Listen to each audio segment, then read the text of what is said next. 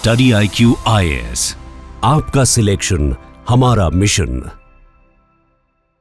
नमस्कार दोस्तों, जैसा कि आप सब जानते हैं, कल ज़ेलेंस्की और ट्रंप के बीच में जिस प्रकार का क्लैश देखने को मिला है, मतलब आप समझिए फिजिकल वायलेंस के अलावा सब कुछ हो गया। और देखिए, इसको लेकर लोग अपनी अपनी प्रक्रिया दे रहे हैं। यहाँ पर कोई मीम्स के थ्रू एक्सप्रेस कर रहा है, कोई सपोर्ट कर रहा है, कोई डिफेंड कर रहा है। ये सारी चीज़ें चलती रहेंगी, लेकिन कल जो हुआ है ना दोस्तों, ये कोई छोटा इवेंट नहीं था। इसके बहुत सारे मायने हैं और यहाँ पर लोगों को अब समझ में आ रहा है कि जो बैकडोर डिप्लोमेसी होती है वो कितना इंपॉर्टेंट होता है। इस तरह से पब्लिकली कुछ भी करके इश्यूज को रिजॉल्व नहीं किया जा सकता। और इसी की वजह से इस वीडियो के अंदर काफ़ी कुछ समझने की कोशिश करेंगे कि जो डिप्लोमेटिक डिजास्टर है इसके मायने क्या है, भारत के लिए इसका क्या मतलब है, यूक्रेन के लिए क्या मतलब है। काफ़ी कुछ आपको जानने को मिलेगा। चलिए आगे बढ़ते हैं। देखिए, सबसे पहले मैं आपको ये बता दूं, डोनाल्ड ट्रंप और ज़ेलेंस्की के बीच में ये जो कल मुलाकात हो रही थी, इसको लेकर काफ़ी कैजुअल तरीके से ही देखा जा रहा था। मतलब ये था कि हाँ चलो, जो रूटीन डिप्लोमेटिक सिट डाउन होता है दो लीडर्स के बीच में, शायद वैसा ही देखने को मिलेगा। लेकिन एकदम शाउटिंग मैच जैसा बन गया था। हर एक लीडर जो है वो अपने वॉइस को ऊपर करने की कोशिश कर रहा था। साथ ही साथ यहाँ पर अगर आप देखोगे तो मीटिंग के दौरान, मतलब जस्ट स्टार्टिंग के मीटिंग में अगर आप देखोगे तो यहाँ पर फ्रेंडली नोट से बातचीत हुई। ट्रंप ने यहाँ पर ज़ेलेंस्की को कहा अ ग्रेट गाय। जी हाँ, इस तरह से मीटिंग स्टार्ट हुई थी, क्योंकि बहुत से लोगों ने स्टार्टिंग की चीजें नहीं देखी। वो बस 5-7 मिनट का ये जो क्लिप वायरल हो रहा है काफी ज्यादा, वो आई एम श्योर आप में से बहुत से लोगों ने देखा होगा। तो इट्स अनबिलीवेबल। तो स्टार्टिंग में तो चीजें ठीक जा रही थी, लेकिन हर मिनट दर मिनट आप समझ सकते हैं कि यहां पर प्रेशर बढ़ता जा रहा था। और जो एक होता है ना कि यहां पर जो कन्वर्सेशन होनी चाहिए दो लीडर्स के बीच में, उससे कहीं ज्यादा वो दूर चले गए। तो क्वेश्चन अब यहां पर यह है कि what it means for diplomacy with Trump के साथ डिप्लोमेसी के मायने क्या है। यहां पर देखो, सबसे पहली चीज यहां पर निकल कर आती है कि जो ग्लोबल नॉर्म्स हम कहते हैं ना डिप्लोमेसी के अंदर, जो वर्ल्ड लीडर्स फॉलो करते हैं, वो अब आप डोनाल्ड ट्रंप से एक्सपेक्ट नहीं कर सकते। ये काफी हद तक पहले भी क्लियर हो गया था, लेकिन इतने स्पष्ट तरीके से दुनिया ने कभी इस चीज को देखा नहीं था। मतलब आप ये नहीं एक्सपेक्ट कर सकते कि डोनाल्ड ट्रंप जो अपना स्पीच है वो बहुत मीठी मीठी बातें करेंगे, उनका बिहेवियर ऐसा ही होगा जैसे एक लीडर का होना चाहिए, कमेंट वैसा ही होगा, सोशल मीडिया पोस्ट, मतलब हर चीज जो एक ग्लोबल नॉर्म होता है उसके कॉन्ट्ररी आपको ये चीज देखने को मिल रहा है। दूसरा यहां पर यह है कि आज के डेट में आपको समझना है कि जो यूएस के प्रेसिडेंट हैं डोनाल्ड ट्रंप, उनके लिए जो सबसे इंपॉर्टेंट चीज मायने रखती है वो है अपना डोमेस्टिक ऑडियंस।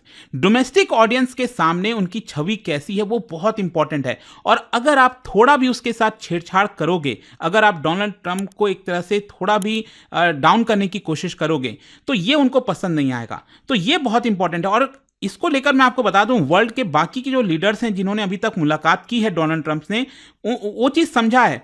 उनको हो सकता है कि चीज़ पसंद नहीं आ रही होगी, लेकिन उन्होंने अपना मुंह बंद रखा था। ज़ेलेंस्की ने ऐसा नहीं किया। ज़ेलेंस्की बस काउंटर करते जा रहे थे और चीज़ें जो है काफ़ी ज़्यादा बिगड़ती जा रही थी। मैं आपको एग्जांपल बताता हूं। जॉर्डन के जो किंग हैं अब्दुल्ला II, वो मुलाकात किए थे डोनाल्ड ट्रंप से राष्ट्रपति बनने के बाद। और यहां पर आपको याद होगा, डोनाल्ड ट्रंप ने गाजा का प्लान अनाउंस कर दिया कि गाजा को हम टेक ओवर कर लेंगे। ये चीज़ जॉर्डन के किंग को ये बिल्कुल भी पसंद नहीं आया। तो इसका मतलब क्या है कि क्या वो फाइट करने लग गए डोनाल्ड ट्रंप से वहीं पर व्हाइट हाउस में? नहीं, यहां पर उन्होंने अपना मुंह बंद रखा, उन्होंने कॉन्ट्राडिक्ट नहीं किया, बस वो बाहर निकले और ट्वीट कर दिया कि मैं इस प्लान को रिजेक्ट करता हूं।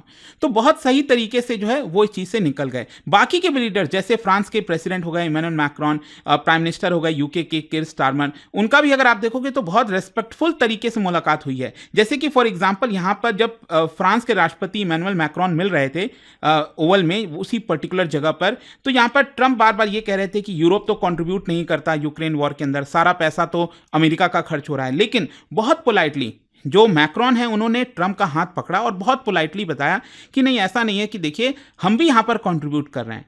तो इस तरह से यहां पर चीजों को जो है टर्न अराउंड किया गया। फिर तीसरी यहां पर जो इंपॉर्टेंट चीज है कि जो ट्रंप ज़ेलेंस्की के बीच में जो भी कुछ हुआ, उससे एक बात तो क्लियर कट है कि यहां पर आप अपने देश के रखवाले खुद ही हो। आप ये नहीं एक्सपेक्ट कर सकते कि जो अमेरिका है वो आपकी मदद करेगा, वो आपको आएगा। क्योंकि अल्टीमेटली आज के डेट में आप समझिए जो बायलैटरल ट्रांजैक्शनलिज्म है, मतलब दो देश अगर आपस में रिलेशंस रख रहे हैं तो वो ट्रांजैक्शन के बेसिस पर रख रहे हैं, कितना आपको फायदा है, कितना उसको फायदा है। जैसे डोनाल्ड ट्रंप तो बार बार कह रहे हैं कि हमारे लिए तो इंपॉर्टेंट है कि कितना पैसा हमारा जा रहा है, कितना नहीं आ रहा है। तो ये सारी चीजें इंपॉर्टेंट हो जाती हैं। और डोनाल्ड ट्रंप ने ये साफ साफ दिखा दिया है दुनिया को कि वो यहाँ पर नॉर्म्स को, रूल्स को जो पहले फॉलो करता आ रहा था अभी तक अमेरिका, उसको वो जो है रेस्पेक्ट नहीं करते हैं।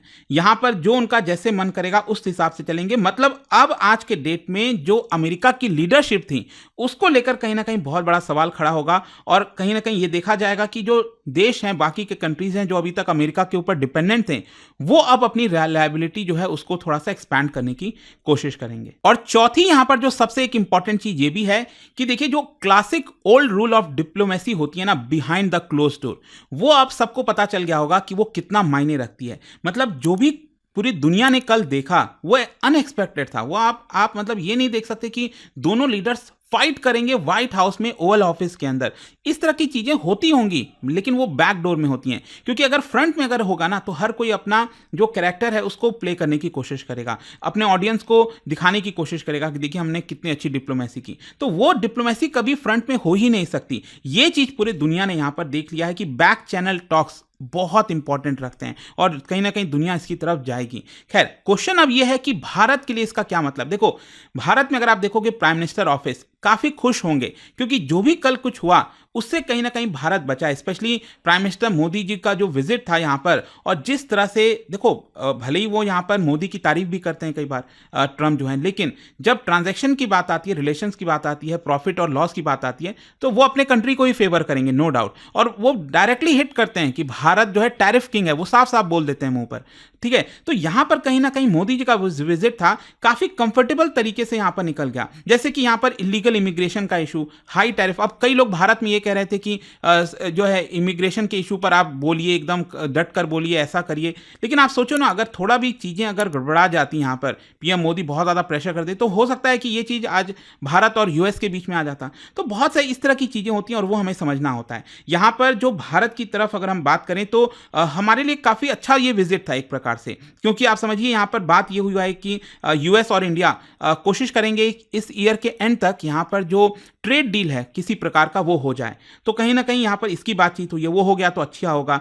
टैरिफ दोनों देश यहां पर कम करने की कोशिश करेंगे, तो विन विन सिचुएशन दोनों देशों के लिए आपको देखने को मिलेगा। और सबसे इंपॉर्टेंट चीज ये है भारत के लिए कि अब यहां पर भारत बिल्कुल भी, वैसे ही हम आपको पता है न्यूट्रल थे अभी तक, किसी एक पर्टिकुलर देश को सपोर्ट नहीं कर रहे थे, लेकिन अब तो और भी नहीं करेंगे। क्या आप इमेजिन कर सकते हो, बहुत लोगों का प्रेशर था भारत के ऊपर, पीएम मोदी के ऊपर, आप क्यों रशिया को सपोर्ट कर रहे हो, आप अमेरिका का साथ दो, यूक्रेन का साथ दो पूरी तरह से खुलकर। आप सोचो ना आज के डेट में क्या हुआ है, अमेरिका तो पलट गया है पूरी तरह से, तो हम तो कहीं के नहीं रहते अगर ये नहीं होता। तो कहीं ना कहीं आपको समझना है कि भारत जो अपनी डायलॉग डिप्लोमेसी करता आ रहा था उसी को और आगे तेजी से बढ़ाता जाएगा। और बिल्कुल भी हम एक पर्टिकुलर कंट्री को, हमारा बस मेन मकसद क्या है, हमारा पोजीशन है डायलॉग डिप्लोमेसी से ही चीज़ों का सलूशन निकलेगा और हम फेवर में हैं, वो है पीस के। ये पीएम मोदी बार बार बोलते आए हैं। और अभी आप देखोगे तो यहाँ पर जो यूरोपियन कमीशन प्रेसिडेंट हैं उर्सुला वॉन डेर लेन, वो भारत आई हुई हैं और यहाँ पर पीएम मोदी से मुलाकात ही, यहाँ पर उन्होंने एक्सप्रेस किया कि अगेन यूक्रेन का जो भी कुछ हो रहा है इस समय, तो लास्टिंग पीस के लिए जरूरी है कि जो प्रिंसिपल इंटरनेशनल लॉज हैं, यूएन के चार्टर हैं, उसको फॉलो किया जाए। अभी आपको याद होगा यूएन में भी यहाँ पर जो है एक ड्राफ्ट रेजोल्यूशन को लेकर वोटिंग हुआ था, तो भारत ने एब्सटेन किया था। तो वही पॉलिसी भारत की रहने वाली है, उसमें कोई चेंज नहीं आएगा। हाँ, इस पूरे फाइट में जो सबसे बड़ा बेनिफिशियरी हुआ है वो है नो डाउट व्लादिमीर पुतिन और रशिया। और यहां पर जो फॉर्मर डिप्लोमैट्स हैं, यूरोपियन डिप्लोमैट हैं, उनका तो कहना है कि आज तो वोडका खुलेंगे क्रेमलिन में, मतलब एक प्रकार से सेलिब्रेशन होगा, क्योंकि मॉस्को तो यही चाहता था, रशिया यही चाहता था कि जो यूएस और यूक्रेन के बीच में ट्रस्ट है वो ब्रेक हो जाए, और वो अल्टीमेटली हो गया है। तो रशिया इससे बहुत खुश है। जहां तक यूक्रेन का सवाल है तो देखो, मैं आपको क्लियर कट बता दूं, यूक्रेन का अस्तित्व या फिर यूक्रेन जो अभी फाइट कर रहा है ना इस समय, वो बिना अमेरिकन सपोर्ट के हो ही नहीं सकता। जी हाँ, कोई और बाकी ऐसा देश नहीं है कि जो पूरी तरह से इतना सारा गोला बारूद हथियार ये सब दे दे और यूक्रेन उस वॉर में टिक पाएगा। तो ये नहीं पॉसिबल है। तो हो सकता है कि यहाँ पर भले ही जेलेंस्की ने यहाँ पर एक तरह से काउंटर किया है चीज़ों को, लेकिन अल्टीमेटली उनको आना अमेरिका के पास ही पड़ेगा नेगोशिएशंस के लिए या फिर जिस मदद के लिए भी। तो और ये भी हो सकता है कि जेलेंस्की इस बार इलेक्शंस कंडक्ट कराएं। ट्रंप ने डायरेक्टली कह दिया है कि आप तो डिक्टेटर हो विदाउट इलेक्शन, तो इलेक्शंस यहाँ पर कंडक्ट कराया जाए। अब कैसे होगा वॉर के समय, बड़ा मुश्किल है कहना। और अल्टीमेटली ऐसा लगता है कि अब यहां पर एक न्यूट्रल प्लेयर को भी शायद बैठना पड़ेगा ताकि जेलेंस्की और ट्रंप के बीच में जो बातचीत है वो सही तरीके से हो सके। वो देखने वाली बात होगी। लेकिन जाने से पहले मैं आपको कुछ और भी चीजें बता दूं कि यहां पर जेलेंस्की को कौन कौन से जो देश हैं वो सपोर्ट कर रहे हैं, यूक्रेन को सपोर्ट कर रहे हैं इस पूरे फाइट में। देखो, सबसे पहले तो यहां पर मैं आपको बताऊं तो कनाडा के प्राइम मिनिस्टर जस्टिन ट्रूडो, उन्होंने कह दिया है कि रशिया इलीगली और अनजस्टिफाइबली इन्वेड किया है यूक्रेन को। तो एक प्रकार से वो यहां पर यूक्रेन और जेलेंस्की को सपोर्ट कर रहे हैं। उन्होंने यहां पर तारीफ की कि कैसे पिछले 3 साल में जो यूक्रेनियंस हैं वो करेज और रेजिलियंस के साथ फाइट किए हैं। फिर इसके अलावा आप देखोगे स्लोवेनिया के जो प्रेसिडेंट हैं उन्होंने भी सपोर्ट किया। उन्होंने कहा what we witness in the Oval Office today undermines these values and the foundations of diplomacy, we stand firm in support of Ukraine sovereignty, ऐसा उन्होंने कह दिया। फिर इसके अलावा यहां पर जो रोमानिया के प्रेसिडेंट है, मतलब ज्यादातर केस में आप देखोगे पोलैंड के यहां पर हो गए, तो जितने भी यूरोपियन कंट्रीज हैं ना वो एक प्रकार से ज्यादा सपोर्ट कर रहे हैं। जहां तक इटली का सवाल है, देखिए जॉर्जिया मेलोनी, उन्होंने चीजों को थोड़ा सा बैलेंस करने की कोशिश की है। उन्होंने सोल्यूशन की बात की। उन्होंने कहा कि एक सोल्यूशन ये हो सकता है कि एक समिट ऑर्गेनाइज कराई जाए जहां पर यूनाइटेड स्टेट्स, यूरोपियन नेशंस और जो बाकी के और कई देश हैं, इंपॉर्टेंट कंट्रीज हैं, वो यहां पर डिस्कस कर सकते हैं जो दुनिया में जो इंपॉर्टेंट चैलेंजेस हैं, ग्रेट चैलेंजेस आज फेस कर रही है दुनिया, उसको कैसे हम रिजॉल्व कर सकते हैं, जिसमें यूक्रेन से हम शुरुआत कर सकते हैं। तो उन्होंने यहां पर यह चीज बोला और कहा है कि वेस्ट डिवाइड नहीं होना चाहिए। वेस्टर्न कंट्रीज अगर आपस में ही डिवाइड हो गए तो हम कमजोर पड़ जाएंगे। तो ये उन्होंने एक प्रकार से बैलेंस बनाने की कोशिश की। इसके अलावा बहुत से और भी देश हैं, बेल्जियम, क्रोएशिया, चेक रिपब्लिक, फिनलैंड, इन सभी ने एक प्रकार से यूक्रेन जेलेंस्की को सपोर्ट किया। जहां तक फ्रेंच प्रेसिडेंट का सवाल है तो देखिए उनका भी ये कहना था कि देयर इज एन एग्रेसर और वो है Russia, there is a people who are under attack Ukraine. तो एक प्रकार से वो यूक्रेन को पूरा सपोर्ट कर रहे हैं। Respect to those who since the beginning have been fighting.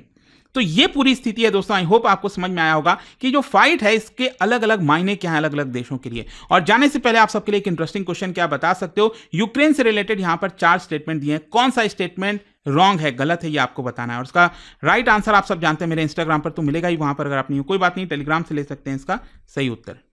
दोस्तों, यूपीएससी एस्पिरेंट्स हो या बनने वाले हो, मेरे पास है आपके लिए एक game changing opportunity, study IQ का नया संपूर्ण बैच। सोचिए, एक कॉम्प्रिहेंसिव प्रोग्राम जिसमें मिलेगा सब कुछ, टॉप एजुकेटर्स के साथ 1000+ आवर्स की लाइव क्लासेस, पर्सनलाइज्ड मेंटरशिप और हैंड रिटन नोट से लेकर पीआरपी, एमआरपी जैसे इंटेंसिव प्रोग्राम्स तक।